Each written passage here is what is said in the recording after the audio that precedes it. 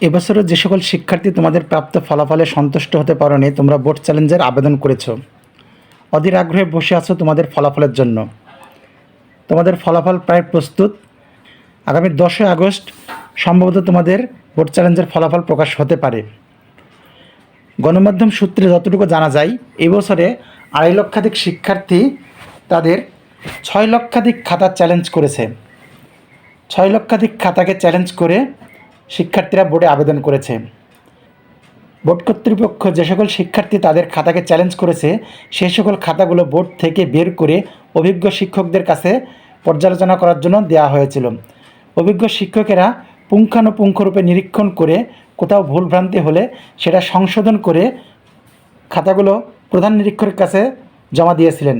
প্রধান নিরীক্ষক সেই খাতাগুলো পুনরায় পুঙ্খানুপুঙ্খরূপে দেখে বোর্ডে জমা দেওয়া হয়েছে। এখন সেই খাতাগুলো সাবমিট চলছে, অর্থাৎ অনলাইনে সাবমিট করা হচ্ছে, যাতে করে 10 তারিখের মধ্যে শিক্ষার্থীরা তাদের রেজাল্টগুলো পায়।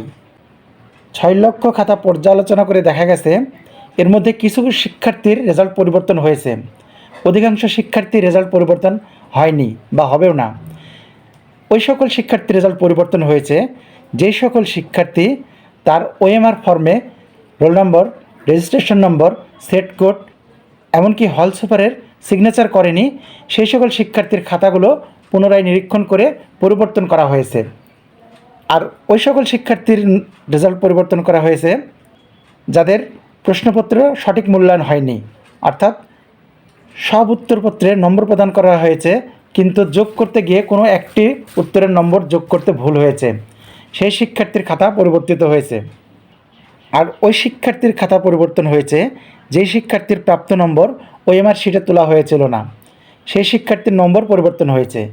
আর বাকি যে শিক্ষার্থীগুলো আবেদন করেছে তারা হয়তো পারিবারিক চাপে বা বন্ধুবান্ধবের পাল্লায় পড়ে যারা আবেদন করেছিল, কিন্তু পরীক্ষার হলে তারা ভালোভাবে পরীক্ষা দেয়নি, পরীক্ষার খাতায় সুন্দরভাবে লিখতে পারেনি, কিন্তু পরীক্ষার খাতাগুলো বোর্ড চ্যালেঞ্জ করেছে, সেই সকল শিক্ষার্থীর রেজাল্ট পরিবর্তন হয়নি বা হবে না। এদের আগামী বছর নতুন করে পরীক্ষা দিতে হবে।